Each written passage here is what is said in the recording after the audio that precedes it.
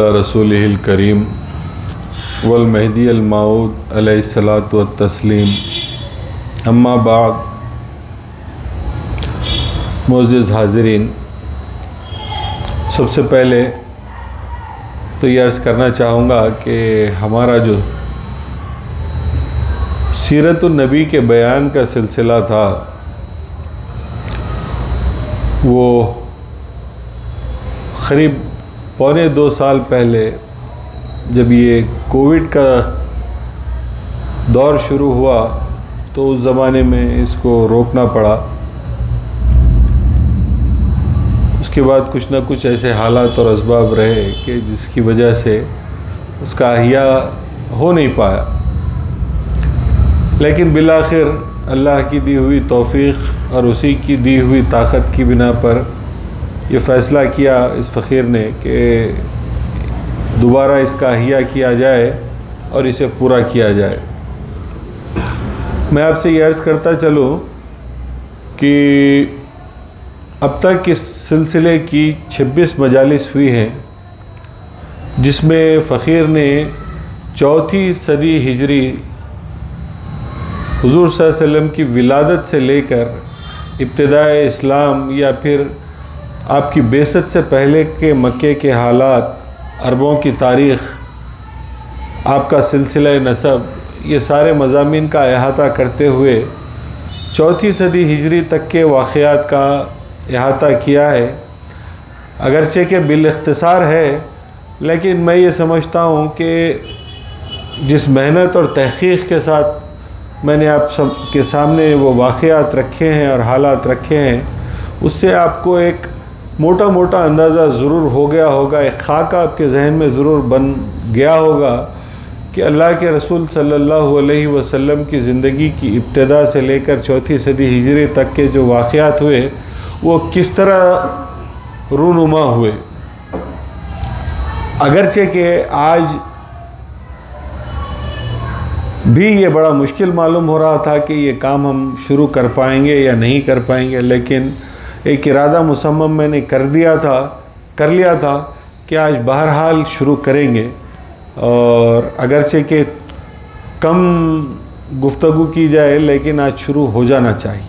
تو اس خیال کے ساتھ جو ہے فقیر حاضر ہے آپ تمام کی خدمت میں۔ میں واقعات کا اعادہ نہیں کروں گا، جو لوگ بھول چکے ہیں یا پھر نئے ہیں جاننا چاہتے ہیں ان کے لیے یوٹیوب پر وہ سارے مضامین پر، ان سارے عنوانات پر ویڈیوز موجود ہیں، تو 26واں لیکچر دیکھ لیں گے تو آپ کو یہ کڑی مل جائے گی۔ یہاں پر میں یہ عرض کرنا چاہتا ہوں کہ ہجرت کے بعد، تھوڑا سا اس کو کم کرو، ہجرت کے بعد جو حالات پیدا ہوئے وہ یہ تھے کہ مکی زندگی کے حالات میں اور مدنی زندگی کے حالات میں فرق یہ پیدا ہوا کہ مکے میں جو تھے کھلے دشمن تھے،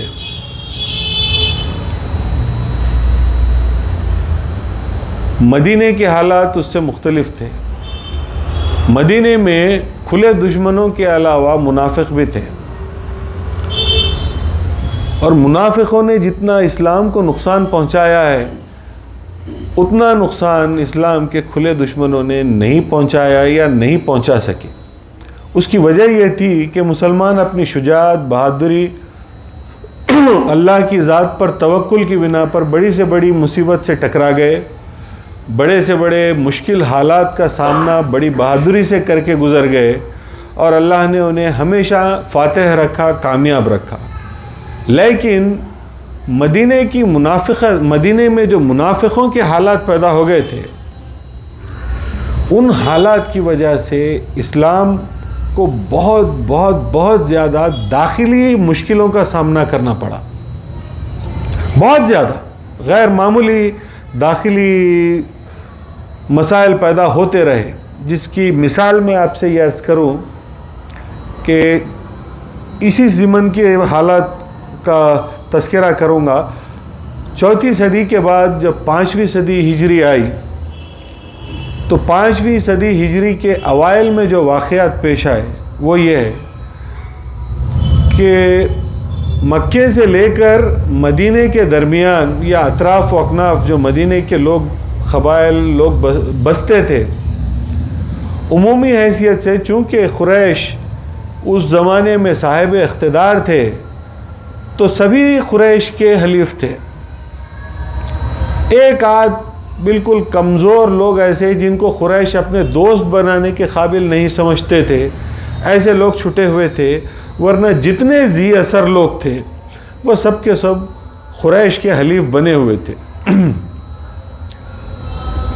قریش نے یہ اعلان کیا کہ جو ہمارے حلیف ہیں وہ مسلمانوں کے خلاف صف آرا ہو جائیں، کمر بستہ ہو جائیں، ان سے جنگ کرنا ہے۔ مدینے میں جو یہود قبائل تھے ان یہود قبائل کو بھی انہوں نے پیغام بھجوایا یہ کہہ کر کہ محمد کو نعوذ باللہ تم ختم کر دو، ورنہ اگر ہم آئیں گے تو محمد کے ساتھ تم کو بھی ختم کر دیں گے۔ یہ شدت قریش کی تھی مسلمانوں کے خلاف۔ اور جو درمیان کے علاقے میں جو لوگ رہتے تھے وہ سارے کے سارے لوگ اب تھوڑے تھوڑے کر کے مسلمانوں کے خلاف قریش کے حلیف ہونے کی بنا پر اب جنگی تیاریاں کرنا شروع کیے۔ ہر انسان اپنی انڈیویجول کیپیسٹی کے حساب سے اینٹیسپیٹ کرتا ہے۔ کسی کے پاس بڑی جنگی صلاحیت تھی تو وہ بڑے جنگی ساز و سامان کے ساتھ آگے آتے، کسی کے پاس کچھ کم تھا تو وہ کچھ کم کرتے۔ اب جس کے پاس چوری، ڈکیتی، لوٹ مار یہ کرنے کی خصوصیات تھی وہ یہ کام بھی کرتے تھے۔ مسلمانوں کے لیے اصل میرا یہ سارے حالات تفصیل سے بیان کرنے کا جنگی حالات مقصد یہ ہے کہ لوگوں نے جو اسلام کے خلاف ایک نظریہ پیش کیا ہے، خصوصی طور پر غیر مسلموں نے، کہ مسلمانوں نے تلوار کے زور پر دنیا فتح کی ہے اور ساری دنیا میں مسلمانوں نے جنگ و جدال کر کے اپنی حکومت کو قائم کیا۔ اور حضور صلی اللہ علیہ وسلم کے متعلق جو مورخین مغربی ہیں وہ یہ لکھتے ہیں کہ محمد نے اپنے ایک ہاتھ میں تلوار اور دوسرے ہاتھ میں قرآن مجید لے کر دنیا کو فتح کیا ہے۔ تو یہ جو غلط منفی تاثر مسلمانوں کے خلاف تبلیغ کیا جا رہا ہے، اس کے خلاف ہم کو یہ سمجھنا چاہیے کہ واقعتاً حالات کیا تھے۔ تو یہ جو جنگی حالات کی میں تفصیل بیان کر رہا ہوں اس کا مقصد یہی ہے کہ آپ یہ جانیں کہ مسلمان کس قسم کے حالات سے دوچار تھے، کیا سامنا کرنا پڑ رہا تھا مسلمانوں کو۔ جہاں پر بڑی بڑی فوجیں تھیں وہ تو فوجیں مسلمانوں کے خلاف لڑنے کے لیے کمر بستہ تھیں، چھوٹے چھوٹے جو لوگ تھے وہ بھی جب کہیں موقع ملتا مسلمانوں کو راستے سے گزرتے دیکھ کر، مسلمانوں کے قافلوں کو گزرتے دیکھ کر حملہ کرتے، لوٹ لیتے، قتل کر دیتے۔ بارہا ایسے واقعات پیش آنے لگے۔ مسلمان آخر میں مجبور ہو گئے۔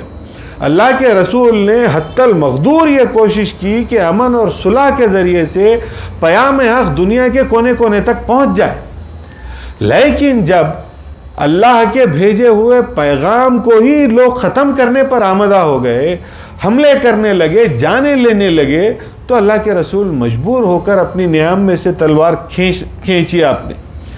تو یہ 5ویں ہجری جب شروع ہوئی تو محرم کے مہینے میں سب سے پہلا واقعہ یہ پیش آیا جب قریش کی طرف سے یہ حکم ہو گیا، یہ اعلان ہو گیا کہ اب مسلمانوں کے خلاف جنگ شروع کر دو۔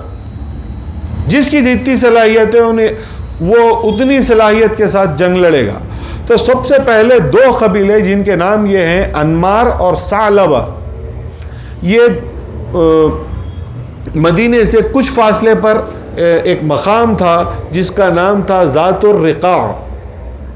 ذات الرقاع کے نام سے وہ مقام مشہور ہے۔ یہ لوگ وہاں پر رہتے تھے۔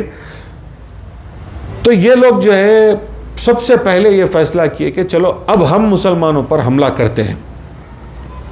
جب رسول اکرم صلی اللہ علیہ وسلم کو یہ اطلاع ملی کہ یہ لوگوں نے یہ ارادہ کیا ہے، آپ نے یہ فیصلہ کیا کہ جنگ اگر اپنے گھر میں لڑیں گے تو جنگ میں تو جو ہوگا وہ ہوگا، آمنے سامنے کے مقابلے میں کچھ ان کے مریں گے، کچھ اپنے شہید ہوں گے، لیکن اپنی زمین پر جنگ لڑنے کا نتیجہ یہ ہوگا کہ مال کا بھی نقصان ہوگا، وہاں کا جو انفراسٹرکچر ہے وہ انفراسٹرکچر کو بھی نقصان پہنچے گا۔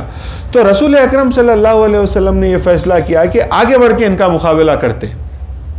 تو آپ نے 400 صحابہ کی جماعت لے کر ان کا مقابلہ کرنے کے لیے 10 محرم کو مدینہ چھوڑا اور ذات الرقاع کے مقام پر پہنچے۔ لیکن بزدل اور جو باطل پرست ہوتے ہیں ان کی حقیقت یہی ہوتی ہے کہ یہ بڑے جوش کے ساتھ جمع ہو جاتے ہیں کہ چلو جائیں گے، جنگ ہوگی، کمزور لوگوں کو دبا دیں گے، ان کا قتل کر دیں گے، ان کا مال لوٹ لیں گے۔ تو ایک کی ہمت پر دوسرا، دوسرے کی ہمت پر تیسرا، تیسرے کی ہمت پر چوتھا، یہ موب مینٹالٹی جو ہے، اس موب مینٹالٹی کے ساتھ لوگ جمع تو ہو گئے۔ لیکن واقعتاً جب مقابلہ کرنے کا موقع آیا تو اتنا اسسمنٹ تو ان کو بھی تھا کہ جنگ ہوگی تو جو سامنے ہوں گے ان میں سے کچھ مریں گے، اور اپنی جان دینے کے لیے یہ لوگ تیار نہیں ہو سکتے، کیونکہ حق کے لیے نہیں لڑ رہے ہیں، مال و متاع کے لیے لڑ رہے ہیں۔ تو سب کے سب بھاگ گئے، کوئی مقابلہ ہی نہیں ہوا۔ پہاڑوں کی طرف، جنگلوں کی طرف، بیابانوں کی طرف سب بھاگ گئے، اور رسول اکرم صلی اللہ علیہ وسلم بغیر جنگ لڑے کے اللہ نے حضور کو فتح عطا فرمائی۔ ایک اور واقعہ پیش یہ آیا ربیع الاول کے مہینے میں، یہ واقعہ تھا محرم کا۔ اب دوسرا ایک واقعہ ربیع الاول میں یہ پیش آیا کہ ایک اور جماعت حق کا مقابلہ کرنے کا فیصلہ کی، اور رسول اکرم صلی اللہ علیہ وسلم کو اس کی خبر پہنچ گئی کہ یہ ایک بڑا لشکر جو ہے آپ کے خلاف محاذارہ ہو رہا ہے، اور لوگ جو ہے یہ جمع ہو رہے ہیں۔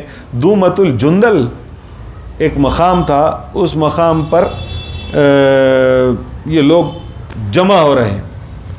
تو جیسے ہی حضور صلی اللہ علیہ وسلم کو اس بات کی خبر ہوئی، آپ نے تحقیقات کروائی، اور جب یہ بات کو حق جانا تو اعلان کیا وقت ہے جہاد کا۔ پھر وہی بات ہے، اپنی زمین پر لڑیں گے تو انفراسٹرکچر کا بھی نقصان ہوگا، مال کا بھی نقصان ہوگا، چلیے ان کا بھی مقابلہ کرتے ہیں۔ تو رسول اکرم صلی اللہ علیہ وسلم 1000 صحابہ کا لشکر لے کر، 1000 صحابہ کو لے کر حضور دومت الجندل کے مقام پر پہنچے، اور دیکھا تو وہاں پر جو ہے کچھ لوگ جمع ضرور تھے۔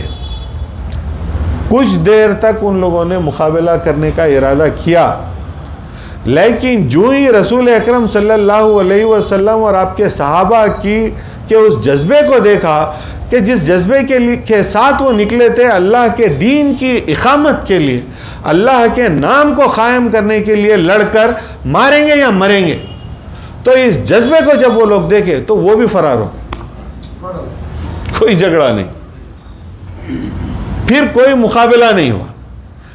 اگرچہ کہ یہ 2 ایسے واقعات ہیں جس میں کوئی مقابلہ ہی نہیں ہوا، لیکن یہ قابل ذکر واقعہ اس وجہ سے ہے کہ میں آپ سے یہ عرض کرنا چاہتا ہوں کہ باطل جب قوی شکل اختیار کر کے آپ کے سامنے آ کر کھڑا ہو جائے تو آپ کبھی اس سے مرعوب نہ ہو۔ اس کی حقیقت اتنی ہی ہوتی ہے کہ حق کے جذبے کے ساتھ جب آپ کو دیکھ لیں گے تو بھاگ جائیں گے، رائے فرار اختیار کریں گے، آپ کے مقابلے کے لیے کبھی نہیں ٹکیں گے۔ آپ اپنے خلیل ہونے، اپنے کمزور ہونے کے تعلق سے کبھی یہ نہ سوچیں کہ ہم انفیریئر ہیں، بلکہ آپ یہ دیکھیں کہ کس جذبے کے ساتھ آپ ٹھہرے ہوئے ہیں، کس مدعے کے ساتھ آپ ٹھہرے ہوئے ہیں۔ اگر آپ کا دل اس بات کی گواہی دیتا ہے کہ جس بات کے لیے آپ ٹھہرے ہوئے ہیں وہ حق ہے، تو آپ یہ جان لیں کہ ساری دنیا اگر آپ کے خلاف ہو جائے بھی تو آپ کو کوئی نقصان نہیں پہنچا سکے گی، کیونکہ اللہ آپ کے ساتھ ہے، اللہ آپ کی مدد کے لیے کھڑا ہوا ہے۔ تو اللہ کے رسول صلی اللہ علیہ وسلم کو یہ بغیر جنگ کے یہ 2 اللہ نے فتح نصیب فرمائی۔ اب اس کے بعد شعبان کا مہینہ آیا، ماہ شعبان آ گیا۔ اب یہ ایک باضابطہ جنگ ہوئی، یہ ایک بڑے پیمانے کا مقابلہ درپیش آیا۔ قریش کی ایک یہ خصوصیت تھی کہ ان کو سپیریئرٹی کمپلیکس کئی باتوں سے تھا. سپیریئرٹی کمپلیکس ان کو کعبے کے نگہبان ہونے کی حیثیت سے بھی تھا, زائرین کی آنے اور جانے کی وجہ سے جو معیشت ڈیولپ ہوئی تھی, تو ایک تاجر ہونے کا بھی ان کو ایک بہت زیادہ جو ہے ایٹیٹیوڈ تھا اس بات کا. اس کے ساتھ ساتھ قریش کی ایک اور اپنے آپ پر فخر کرنے کی وجہ یہ تھی کہ وہ چونکہ آل ابراہیم سے تھے, جیسا براہمنوں کو اپنی ذات کا فخر ہوتا ہے, اسی طرح آل ابراہیم ہونے کی وجہ سے قریش کو بھی جو ہے اس بات کا بڑا فخر تھا کہ ہم آل ابراہیم میں سے ہیں, ہم اعلیٰ نسب ہیں, ہمارے برابر کوئی نہیں, عربوں میں ہمارے مقابلے کا ہمارے برابر کا کوئی نہیں ہے. تو اس بنا پر ان لوگوں نے اپنی بزرگی اور اپنی برتری کو لوگوں پر ثابت کرنے اور قائم رکھنے کے لیے ایک مخصوص پریکٹس کو اڈاپٹ کیا تھا. وہ مخصوص پریکٹس یہ تھی کہ حجاج مختلف علاقوں سے جب کعبے کو آتے, مکے کو آتے, تو ارکان حج جو ہوتے ان ارکان حج میں امتیازی سلوک کر کے یہ ثابت کرنے کی کوشش کرتے تھے قریش کہ ہم تم سے اعلیٰ اور ہم تم سے برتر ہیں. اب جیسا ہمارے پاس بھی عموماً ہوتا یہ ہے کہ مرشد کا بچہ چاہے دیر سے مسجد میں داخل ہو لیکن جا کے پہلی صف میں کھڑا ہو جائے گا.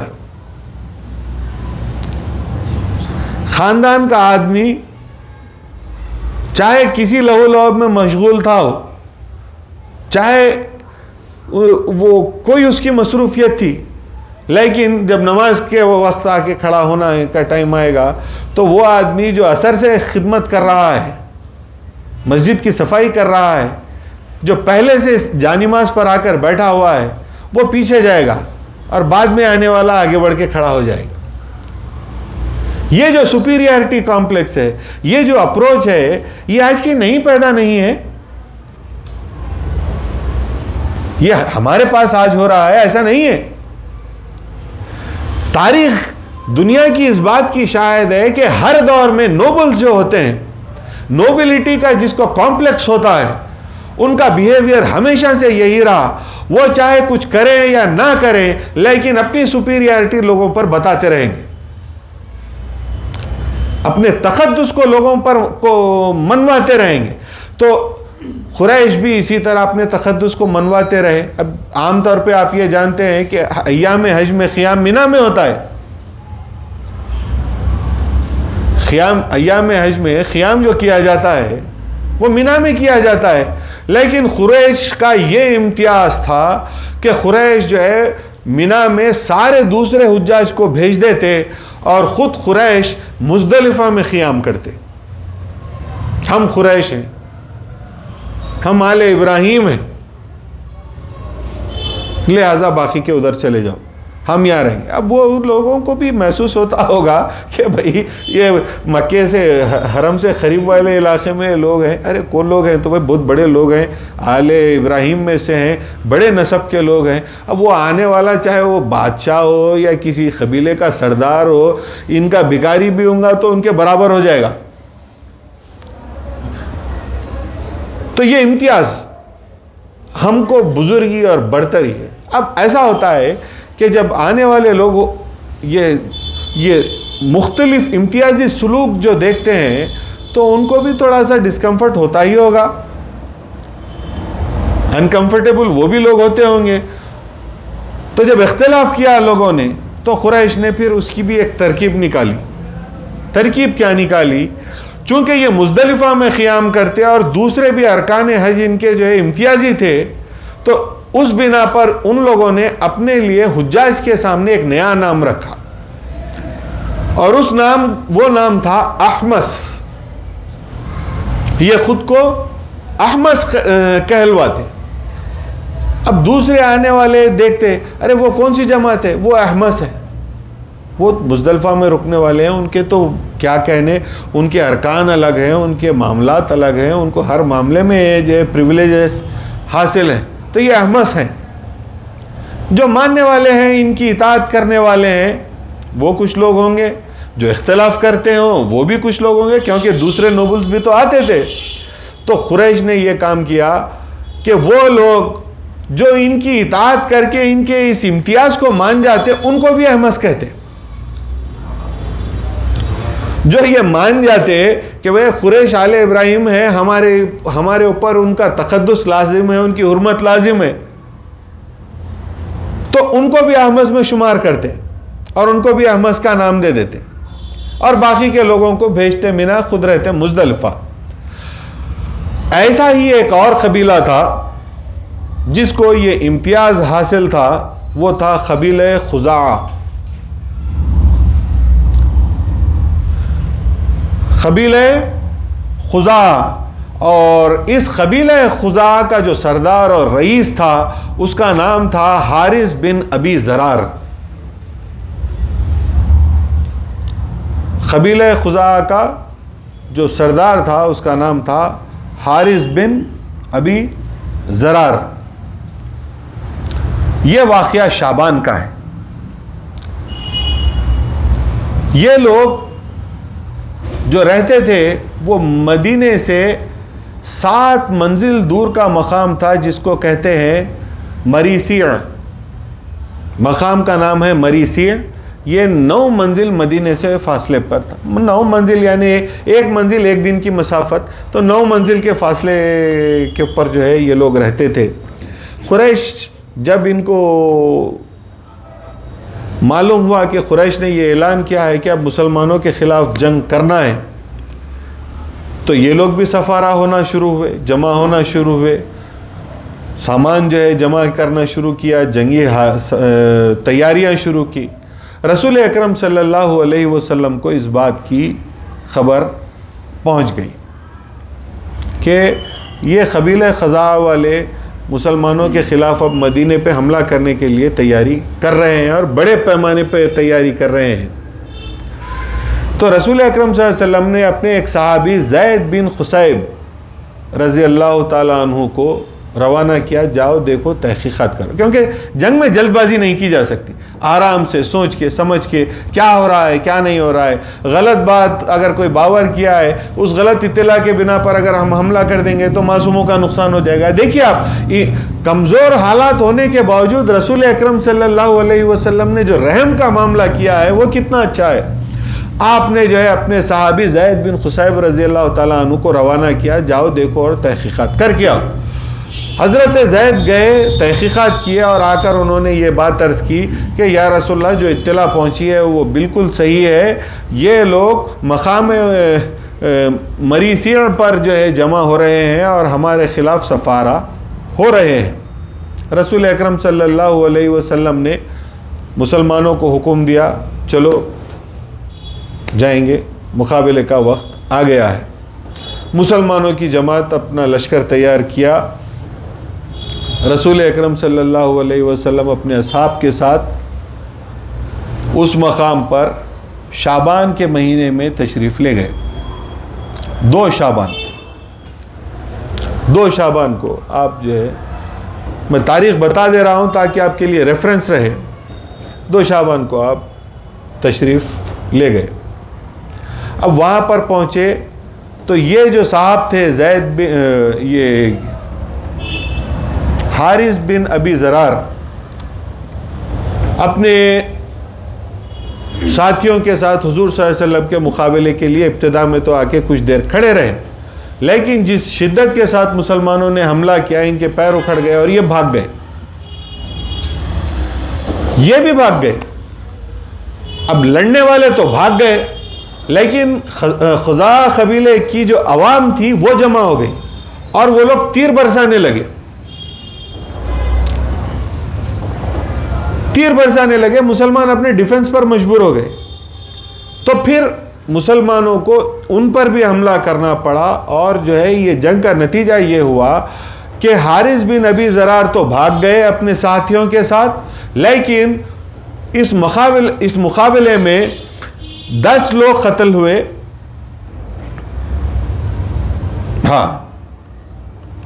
اس مقابلے میں سب بھاگ گئے، 10 لوگ قتل ہوئے، 600 لوگ گرفتار ہوئے. مال غنیمت کے طور پہ. 600 لوگ گرفتار ہوئے, 2000 اونٹ غنیمت کے طور پر ملے اور 5000 بکریاں. یہ مال غنیمت تھا مسلمانوں کا. اللہ تبارک و تعالیٰ نے اس مقابلے میں بھی مسلمانوں کو بغیر کسی بڑی مزاحمت کے ان کو فتح عطا فرما دی اور اللہ کے رسول وہاں پر بھی فاتح ہو گئے. اب رسول اکرم صلی اللہ علیہ وسلم وہاں سے نکل کر واپس مدینہ تشریف جب لے کے آئے تو اپنے ساتھ یہ 2000 اونٹ, 5000 بکریاں اور 600 قیدی جو اس وقت کے جنگی اصولوں کے اعتبار سے غلام تھے, ان کو لے کر مدینہ منورہ تشریف لے کے آئے. مدینہ میں استقبال ہوا, فتح کا جشن ہوا. لیکن ایک اہم واقعہ یعنی اس جنگ سے متعلق میں وہ یہ عرض کرنا چاہتا ہوں کہ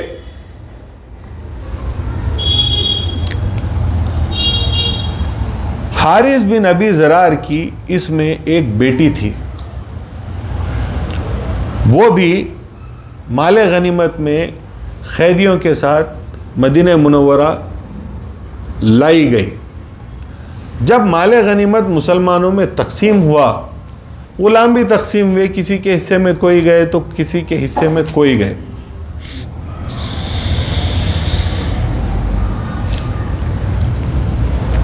حضرت ثابت بن قیس رضی اللہ تعالیٰ عنہ ایک صحابی تھے, تو یہ ابی ضرار کے جو دختر تھی ان کو حضرت ثابت بن قیس رضی اللہ تعالیٰ عنہ کو دے دیا گیا, وہ ان کے حصے میں آ گئی.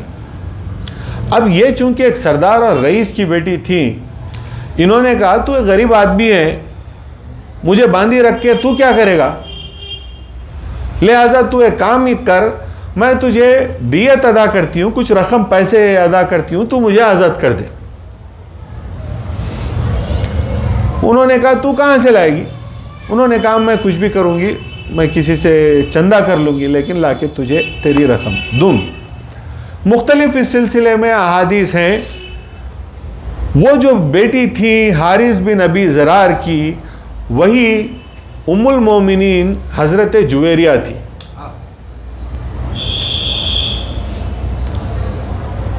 اب حضرت جویریہ وہاں سے نکلی, لوگوں کے پاس جانے لگی. مختلف احادیث واقعے کے اختلاف کے ساتھ ہے, لیکن آپ کو موٹا موٹا میں آپ کو ایک براڈر پرسپیکٹو بتا دیتا ہوں واقعے کا.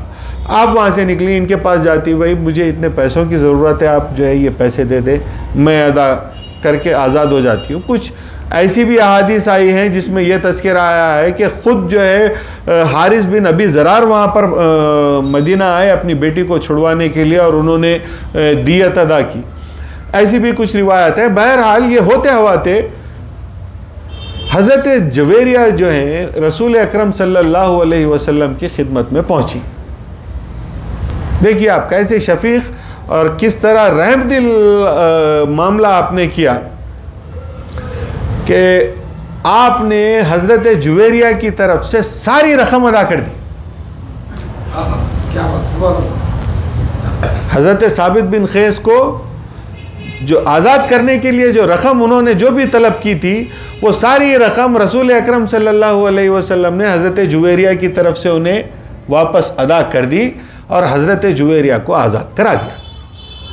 اب اس کے آگے واقعہ یہ ہوتا ہے کہ جب حارث بن ابی ضرار حضرت جویریہ کے جو والد تھے مدینہ منورہ آئے, وہ آ کے رسول اکرم صلی اللہ علیہ وسلم کی خدمت میں حاضر ہو کے عرض کیا کہ آپ نے میری بیٹی کو لونڈی بنا کر رکھا ہے, یہاں پر آپ نے میری بیٹی کو لونڈی بنا کر رکھا ہے, یہ میری شایان شان نہیں ہے. آپ جو بھی اس کی رقم مقرر کرتے ہیں آزاد کرنے کی, آپ مقرر کیجئے, میں ادا کرتا ہوں اور اسے میں اپنے ساتھ واپس لے کر چلا جاتا ہوں. آپ میری بیٹی کو آزاد کیجئے, آپ رقم مقرر کیجئے. اللہ کے رسول صلی اللہ علیہ وسلم نے فرمایا کوئی رقم نہیں, آپ جویریہ سے پوچھ لیں, اگر وہ آپ کے ساتھ آنا چاہتی ہیں تو آپ انہیں لے کر چلے جائیں. کیا بات. باپ نے بیٹی کو بلایا, حضرت جویریہ سے سوال کیا کہ کیا تجھے مجبور کیا گیا ہے؟ تو یہاں پر مجبوری سے ہے، تو میری بیٹی ہے، یہاں پر رہنا تیرے لیے جو ہے کوئی ضروری نہیں ہے، جو بھی یہ لوگ رقم مقرر کریں گے میں ادا کر کے تجھے یہاں سے لے جاؤں گا۔ حضرت جویریہ نے کہا میں اپنی مرضی سے اللہ کے رسول کی خدمت میں اپنی باقی کی ساری زندگی گزار دینا چاہتی ہوں۔ میں نے ایسے اخلاق کسی کے نہیں دیکھے، میں نے ایسا رحم کسی کا نہیں دیکھا، میں نے ایسا معاملہ کسی کا نہیں دیکھا۔ جو لوگ فاتح ہوتے ہیں، جو لوگ لوٹتے ہیں، جو مال غنیمت بٹورتے ہیں، وہ اپنے غلاموں کے ساتھ کیسا سلوک کرتے ہیں ہم نے بھی دیکھا ہے۔ لیکن ان مسلمانوں کے اخلاق، ان کے اقدار ایسے ہیں کہ انہوں نے غلاموں کے ساتھ بھی آقاؤں جیسا سلوک کیا ہے۔ رسول اکرم صلی اللہ علیہ وسلم نے مجھے میری مجبوری کے خلاف، میری مرضی کے خلاف اپنے پاس قید نہیں رکھا، بلکہ اللہ کے رسول نے مجھے یہ کہا کہ میں تیری طرف سے وہ رقم جو ہے زید کو ادا کر دوں گا، تیری مرضی، تو جو چاہے وہ کر۔ میں نے اپنی مرضی سے اللہ کے رسول کی خدمت میں اپنی زندگی گزارنے کا فیصلہ کیا۔ اللہ کے رسول نے مجھے یہ اعزاز بخشا کہ انہوں نے مجھے اپنی زوجیت میں شامل کرنے کا فیصلہ کیا، اور میں نے اسے اپنے دونوں ہاتھوں سے سمیٹ لیا۔ سبحان اللہ، سبحان اللہ، سبحان اللہ۔ میں باپ، میرے والد، میں تیرے ساتھ نہیں آؤں گی، تو واپس چلا جا۔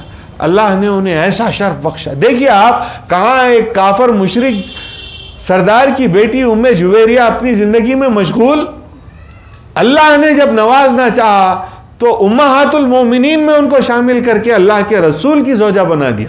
کیسا اللہ کا فضل ہے، یہ کیسا اللہ کا فضل ہے۔ وہ اس وقت جس وقت ان پر فتح حاصل کی ہوگی مسلمانوں نے، ان کا تو دل گھبرایا ہوگا، وہ تو ڈر گئی ہوں گی کہ دوسری قوم ہم پر فتح حاصل کر چکی ہے، اب یہ تو قتل و غارت کریں گے، لوٹیں گے، ظلم کریں گے، جبر کریں گے۔ لیکن دیکھیے آپ ان کے انداز کرم خاص ہوا کرتے ہیں۔ اللہ کا کے کرم کے جو انداز ہوتے ہیں وہ بڑے خاص ہوتے ہیں، ان کے انداز کرم خاص ہوا کرتے ہیں۔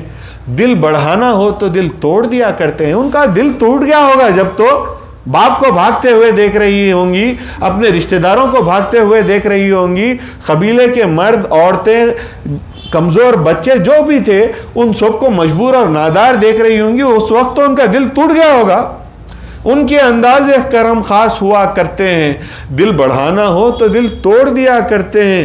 کسی آئین کی پابند نہیں ہے ان کی دین۔ کوئی یہ گمان نہ کرے میں یہ کروں گا تو وہ حاصل ہو جائے گا، میں یہ کروں گا تو وہ حاصل ہو جائے گا، وہ کروں گا تو یہ حاصل ہو جائے گا۔ نہیں، اللہ جب دینے بیٹھتا ہے تو اس کو دینے کے لیے کسی وجہ کی ضرورت نہیں ہوتی، کسی آئین کی پابند نہیں ہے ان کی دین۔ چاہتے ہیں تو خطاؤں پہ عطا کرتے ہیں۔ اللہ جب دینا چاہتا ہے تو کسی کی غلطی پر بھی اسے دے سکتا ہے۔ اللہ نے ام المومنین حضرت جویریہ کو اپنے نبی اللہ خلیفۃ اللہ کی زندگی کا حصہ بنایا، آپ کی زوجہ بنایا، اور اپنی قوم مسلمانوں کی ساری قوم قیامت تک کے آنے والے مسلمانوں کی ماں بنا دیا۔ کیا اعزاز اللہ نے انہیں عطا فرمایا۔ تو یہ اخلاق، یہ کردار اللہ کے رسول سے ہم کو ملے ہیں، اور اللہ کے رسول نے دین میں حسن اخلاق کے ساتھ پیش آنے کا حکم دیا۔ یہی آپ کا رویہ تھا، یہی آپ کا طریقہ تھا۔ اسی رویہ اور طریقے کے ساتھ ہم کو بھی اپنی دینی زندگی کو سنوارنا چاہیے اور اسی دینی زندگی کی تبلیغ کرنا چاہیے۔ تو میں بالاختصار آج چونکہ احیاء کر دینا چاہتا تھا ان مجالس کا، اس وجہ سے اس کا احیاء آج کر چکا ہوں۔ 5ویں صدی کے کچھ واقعات آج میں نے آپ کے سامنے رکھے ہیں، باقی کے واقعات بالتفصیل انشاءاللہ العزیز آنے والے ہفتے سے کوشش ہم کریں گے کہ پابندی کے ساتھ ہر ہفتہ یہ مجلس جاری رہے۔ تو آپ بھی جو ہے انشاءاللہ اس بات کا خیال رکھیں گے، اللہ سے امید ہے۔ اور اس بات کے ساتھ آج کی اس مجلس کو ختم کرتے ہیں۔ وآخر الدعوانا ان الحمدللہ رب العالمین۔